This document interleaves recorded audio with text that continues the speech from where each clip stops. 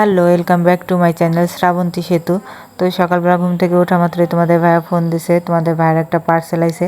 তো আমি আর রাইসা প্রায় দৌড়াইতেই চলে গেছি পার্সেলটা আনার জন্য। তো ওইখান থেকে চেক করে আনবো, তো পার্সেলটা খোলার চেষ্টা করতেছি, তো পারতেছি না। পরে আমি আর রাইসা অনেক টানা হেঁচড়া করার পরে পার্সেলটা খুলছি। তো এখানে ছিল মোটরসাইকেল ধোয়ার কিছু যন্ত্রপাতি, মোটর আর কি, আমি অত জানি না, মেয়ে মানুষ হিসেবে অতটা বুঝতে পারলাম না। তো এই যে এটা ছিল আমাদের কামিনী ফুল গাছ। এই বছর অনেক কামিনী ফুল ফুটতেছে, এখন কয়েকটা ফুটছে, অনেক গ্রান। তো বিকাল টাইম হয়ে গেছে, তোমাদের ভাই অফিস থেকে চলে আসছে। ও এসে বলতেছে আমার পার্সেল তোরা খুলছিস কে? তো আমরা বললাম যে পার্সেল দেখে নিব না, যদি ভাঙাচোরা থাকে তো তখন তো সমস্যা হবে। তো তোমাদের ভাই এখন এটা সব কিছু সেট করবে। তো সেট করে ও চেক করে দেখবে পানি টানি ঠিক মতো বের হয় কিনা। তো বলতেছে যে পাইপ টাইপ ভিজা মনে হয়, চেক করে দিছে। তো তোমাদের ভাইয়া চেক করছে পরবর্তীতে, তো ভালোই ছিল এটা। তো সামনের ফ্রাইডেতে তোমাদের ভাইয়া এটা দিয়ে হোন্ডা ধুবে, তো তোমাদের তখন দেখাবো কেমনে ধয়। আমি এ পর্যন্ত তো দেখিনি। তো এই যে দেখো, সেই দিন আমি ওয়ার্ড্রোব, ড্রেসিং টেবিল সব গুছাইছি, এক সপ্তাহ হয় নাই। তো পুরো ড্রেসিং টেবিল ওয়ার্ড্রোব আবার এলোমেলো হয়ে গেছে, এগুলো আবার একটু গুছানো লাগবে সময় করে। তো আমি বিছনাটা ঝাড়ে ফেলাইলাম, বিছনা আবার এলোমেলো হয়ে গেছিলো।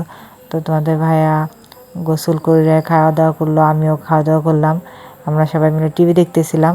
তো হুট করে সবাই বললাম যে চলো, বিকাল হয়ে গেছে যেহেতু আমরা এখন একটু নদীর পাড় দিয়ে ঘুরে আসি, ভালোই লাগতেছে। সেদিন তো সন্ধ্যা হয়ে গেছিলো নদীর পাড়ে যাইতে।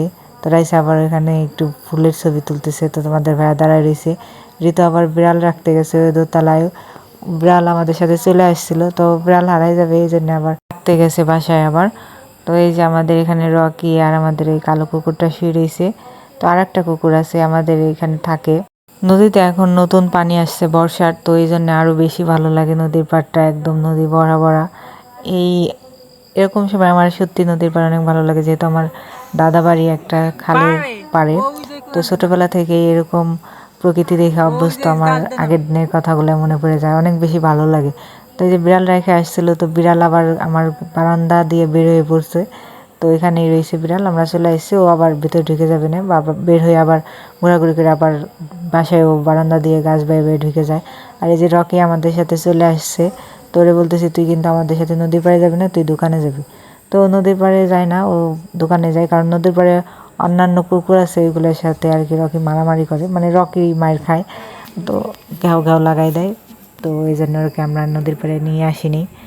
আর এই যে দেখো, নদীতে আরও পানি আসছে, সেদিন তো পানি ছিল, তার থেকেও আজকে বেশি পানি। আর ওই যে মাঝখানে একটু চরের মতো এখানে ঘাস লাগাইছে, তো ঘাস কেটে কেটে নিতেছে, আর গাছও আছে কিছু। তো এখানে আমার অনেক ভালো লাগতেছে দেখতে। আর এই যে এখানে বাচ্চারা ফুটবল খেলাধুলা করে আইসা এখন গোসল করতেছে, নদীর পাড়ে যে ঘাট বাঁধানো আছে, তো ঘাটে গোসল করতেছে দেখে আমার এত ভালো লাগতেছে, মনে হচ্ছে নিজেও যাই একটু গোসল করি, একদম নদীটা ভরা। ওদের গোসল করা দেখে আমাদের ভাই বোনদের সেই ছোটোবেলার সময়ের কথা মনে পড়ে গেল। আমরা ভাই বোনরা মিলে আমাদের ওই খালে, মানে আমরা ওইটাকে জোলা বলি, তো এই জোলায় যখন নতুন পানি আসতো এই বর্ষাকালে, সেই পানিতে কি আনন্দ করে গোসল করতাম, লাফালাফি ঝাপাঝাপি করতাম, মাছ ধরতাম জাল দিয়ে, বড়শি দিয়ে, মানে সেই দিনগুলো আসলে অনেক বেশি সুন্দর ছিল। তো ওদের এরকম গোসল করা দেখলে আমার আবার সেই দিনের কথা মনে পড়ে যায়, মনে হয় যদি ফেরত যেতে পারতাম। তো সেটা তো আর সম্ভব না, কিন্তু ইচ্ছা করলে এভাবে আবার আনন্দ করা যায়। তো এদিকে সন্ধ্যা লেগে গেছে, আমরা এখন যাইতেছি বাসায়।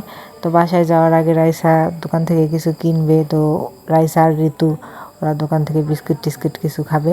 তো আমি খাবো না, আমি কিছুক্ষণ আগে ভাত খাইছি, তো আমার এমনিতেও কিছু খাইতে ইচ্ছা করতেছে না। তো ওরা অনেকক্ষণ বইরে দাঁড়ায় খোঁজাখুঁজি করতেছে, এদিকে দোকানদার নাই, দোকানদার কোন জায়গায় জানি গেছে একটু। তো ওরা দেখতেছে তাও খুঁজে পাইতেছে না, দোকানদারও চলে আসছে, তাও ওরা খুঁজেই পাইতেছে না কী খাবে। তো অনেকক্ষণ খোঁজার পরে ওরা মামা বিস্কুট, তারপরে 5 টাকার ছোটো ছোটো কৌটায় কীরকম গুঁড়া গুঁড়া আচার, ওইগুলো 3টা, আরও একটা চকলেট বিস্কুট, এগুলো কিনে নিয়ে আমরা বাসায় চলে আসছি। তো এদিকে ঋতুর স্যারও বাসায় ঋতুকে পড়াইতে আইসে, রাইসার পায়ে কাদা জড়াইছে, তো পা ধুইতেছে। আমাদের গ্রামের বাড়ি কিন্তু খালের পাড়ে, তো তোমরা আমার কোরবানি ঈদের ব্লগ দেখলেই দেখতে পারবা, একদম সুন্দর খালের পাড়ে। তো বর্ষায় পানি আসলে আরও সুন্দর লাগে। তো ঋতুর পড়া শেষে আমরা সবাই মিলে একটু লুডো খেললাম, শশা মাখা করছিলাম, আমি শশা মাখা খেলাম, তো অনেক মজা হয়েছিল শশা মাখাটা। তো আজকের ব্লগটা এই পর্যন্তই। তো কেমন লাগলো তোমাদের আমার ব্লগ অবশ্যই কমেন্টে জানাও।